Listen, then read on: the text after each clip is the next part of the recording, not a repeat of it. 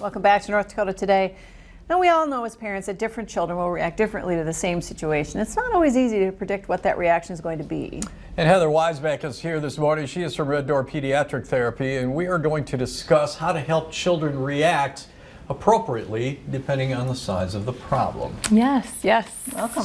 Thank you. You know, it's not something that I guess on the surface you think about a lot, but you know, I left my hat at school is a whole lot different than, you know, a friend of mine was injured badly on the playground today. Yep. I mean, it's just a whole different.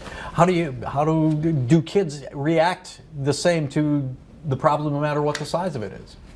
Not necessarily. So when we kind of start to teach about this topic, we kind of start with the size of problems, Right, and teach the characteristics of each of them. So how we kind of teach is like a small problem affects 1 to 2 people, lasts about minutes to seconds, and usually the kid can solve the small problem.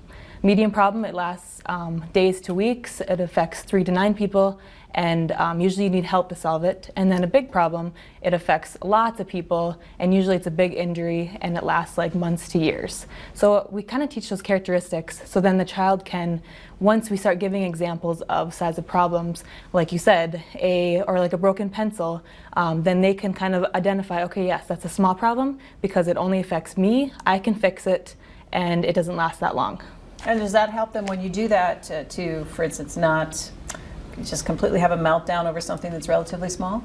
Well, so once we kind of teach those basics of the size of problems, then you have to go into the reactions. And that's kind of, it takes a bit to understand the basics of the size of problems.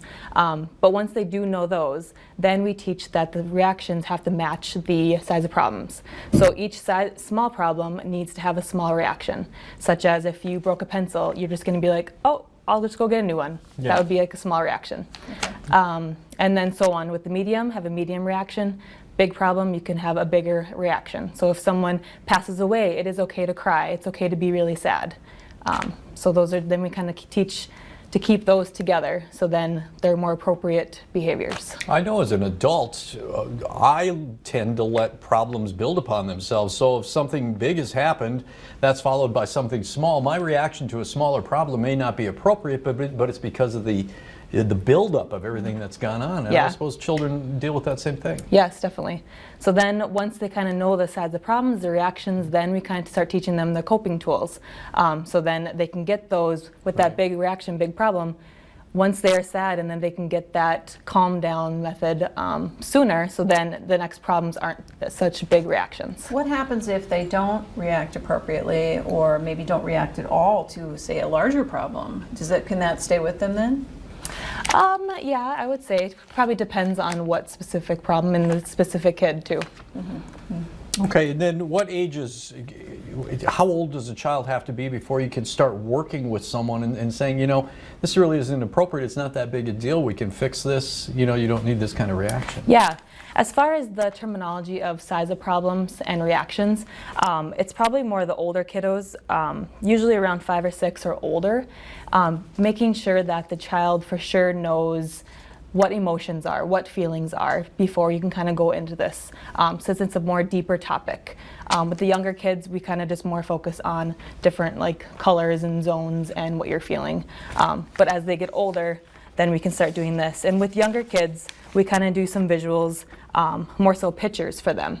So small problem, you know, here's 2 people, minutes, and we can be a little sad, and so on, medium and big.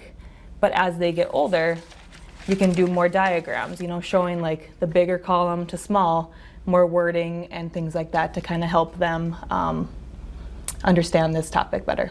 Now, if parents watching this, how would they know that this is something that they need help with? I guess if they see their child reacting really big to little small problems, that's mainly when we want to try to help. Not necessarily, or we don't really see that people who have big problems are having like small reactions. It's So always the other way. It's always the other way, yeah. The other extreme. So Yeah. something small happens, like you said, a pencil breaks, and it's kind of the final straw, and that's kind of what I was getting at, that it kind of builds upon itself. Yeah. So Red Door Pediatric Therapy, where do we find you? We're on North 19th Street. We also have a website and also located in Minot. All right. Well, it's great to see you. Thanks so much for joining us today. Thank you. All right. Well, we will be back. Don't go away.